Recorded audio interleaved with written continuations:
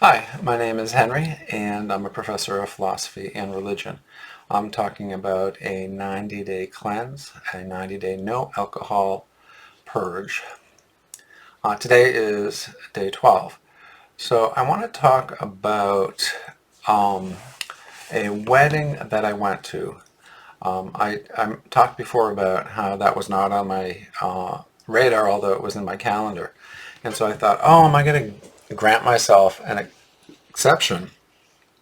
And am I going to allow myself to have a couple drinks with friends at this wedding? I had a lot of friends at the wedding. It was nearby. And as I said, I decided not to. I decided to stick with the 2 weeks of absolutely no alcohol. A part of how I did that was this habit of being decisive and dismissing that thought and moving to another decision really very quickly without really thinking about it.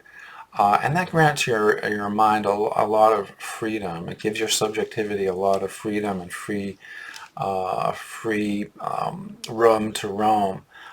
So you just say to yourself, no, I've decided 2 weeks, no, I'm not going to do that.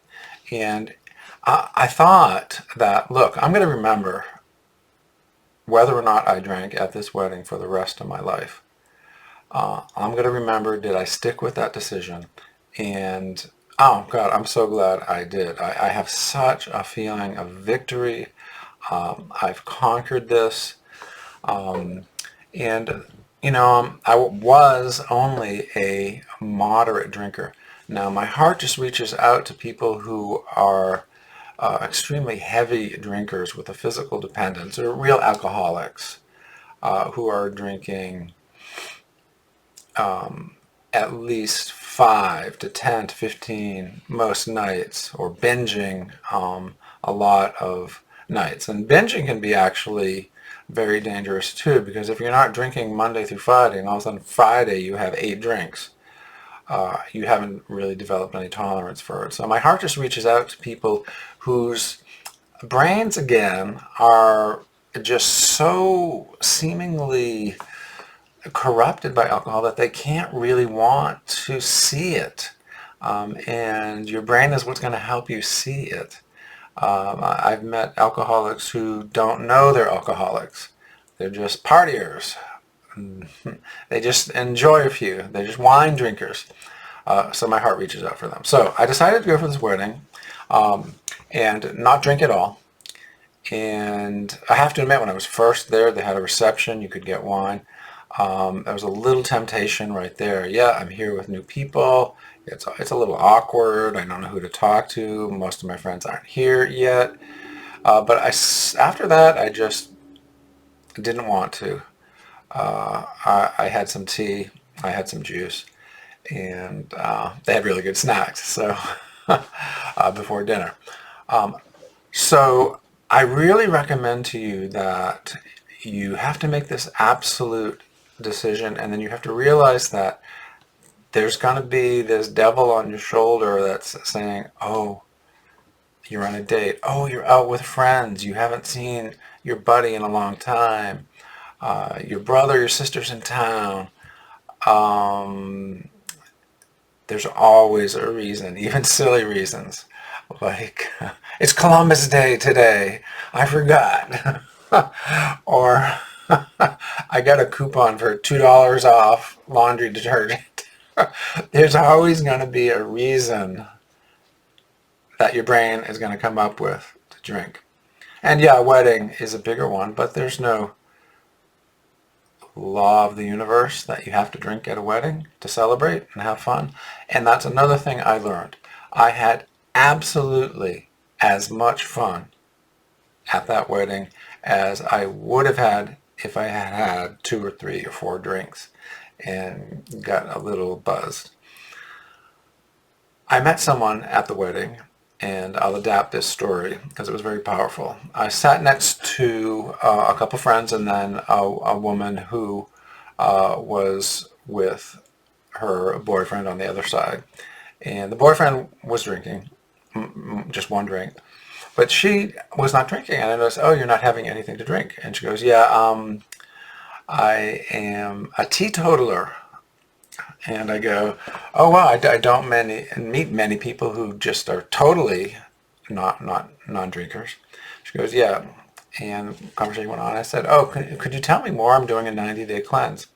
So this is her story, why she doesn't drink. Because in her family, both of her parents drank. And her father drank, but he was more in control. But her mother would drink all day, breakfast on. She was physically dependent, and her brain was dependent on the alcohol, and brain had adapted to sort of need it. And alcohol is one of the few drugs, if you don't have you can die. So she was, her mother, of course it messed up her life. And her mother's sister would often drink with her, and her mother's sister got in a head-on accident and did not die, but destroyed the two cars, injured the other person, not seriously, but she was injured in a very serious way. Her wrist was broken, her face was smashed, but they were able to put it together. She came back. So she had several broken bones and was really never the same. So this woman sitting next to me, that was a big reason for her to drink, because she saw this horrible these negative effects of drinking alcohol, and she saw what really alcoholism is in a really bad case, this life-destroying addiction to a drug that really doesn't give you anything. And so this woman was very smart, and she said, I see that one of my grandparents also was an alcoholic, and my mother was an alcoholic, and my father was a heavy drinker. I saw how the drink destroyed their lives. I did not want that for me and my life, so I stopped drinking. And so conversation went on and stuff, and I said, oh, do you mind me just asking, when was the last time you had a beer or a glass of wine? And she just laughed. And she goes, 30 years ago.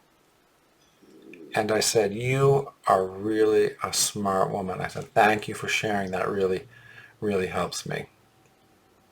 So this is one of the aspects that people who have looked into drugs and alcohol have talked to me about. And I think this is also what the experts say. But this really gets to a sense of why people drink, why people do drugs. It first becomes this great coping mechanism. You get all the benefits of the stimulant effect. A lot of people become more sociable, more fun to be around, especially if they're shy and introverted. But I think there are other ways of dealing with that.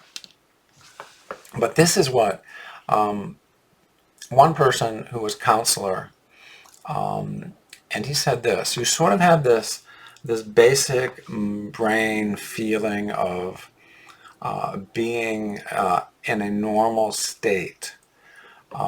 You have everything's in order. Your neurotransmitters, hormones, your thinking is in normal. Your mood is at a certain level. Your overall appreciation of your mood and how your brain is functioning has sort of a normal level. You're not super stressed. You're not super high. And if you take a chemical substance, this can become very elevated. So let's just look at it in terms of mood and knowing that the biochemistry is causing that. So you get very elevated, you get very happy.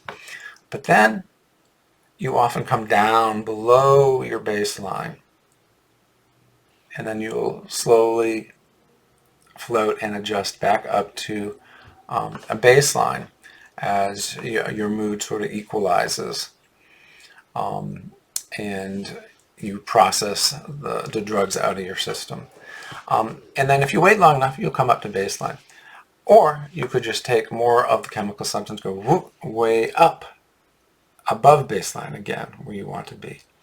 And this process can continue, the high and the die, the pleasure and the pain. And for alcoholics, one way of looking at it is the mood gets so low and then the highs begin to get lower. So they drink more, but then the lows get lower. And pretty soon these people are doing this pattern totally below baseline and going deeper and deeper below baseline and just trying to come up to baseline. And the brain is in some desperate sense trying to get back to equilibrium of all these different 30 or 40 different neurotransmitters in the brain, all these 100 different areas of the brain firing. And it's just trying to get up to baseline because that's what the brain knows it has to do. The brain wants to do that. It's engineered to reach this certain sense of baseline of sleep and wake and all of the parts firing correctly. And so the alcoholic experience is that as a slow mood, I just want this alcohol, I just want to get to baseline. But they're finding it's hard to get even to baseline, even to get to normal life. And then when they sort of get close, it doesn't feel as good because their expectations are way above baseline. And maybe we're, as one expert says, maybe we're not really, our brains are not geared for these big dopamine surges of absolute drug-induced euphoria. Maybe that's really not good for us. Maybe, and then spiritually speaking, yeah, I would agree. It's maybe more of enjoying life throughout the day with lots and lots and lots and lots of little highs. Instead of taking a substance, getting this big, massive influx of dopamine, just everything going in the brain, but then having to pay the price for it. But it's hard to say no to that big dopamine rush because it feels good in those few moments. But that can lead you astray. My sense, having seen heroin addicts talk, is that they have this terrible mood disorder. They feel terrible. They feel like bullcrap. They feel physically terrible. And they just want to feel sort of normal again, get close to feel good again, to feel high again. But even the high doesn't matter so much. Just to want to get rid of the negatives. That's their goal. It's just get rid of the negatives. I want to get rid of that. So all of a sudden the goal has changed from experiencing this euphoria to get rid of this dysphoric angst that they feel. And so what I've seen from heroin addicts is, yeah, they'll get that high, but that high begins to only last 5 or 10, 20 minutes. That's it. And then they're back into just sort of the stupor. When they first did it, they got that euphoria for hours, perhaps. Now they're just doing it just to get 10 minutes of relief and then a stupor.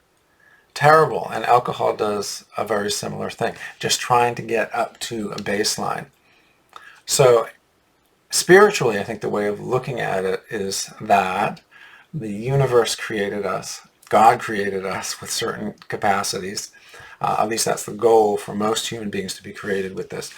And in any case, the spiritual thing of seeing life as it is to see a really close to perfectly functioning brain, experiencing life with real things, not this extraneous, false, pharmaceutical-induced euphoria, but a euphoria that you will experience in life, but not on such immediate demand, not with instant gratification, but with a long-term gratification. And that, for me, is part of the calculus, the spiritual calculus, the spiritual accounting, that you actually can see when you take 90 days off. By the time you look back after 90 days, you will probably be able to say, I had more happiness these 90 days than if I had been taking that alcohol. So that makes a 90-day no alcohol pledge a very powerful thing.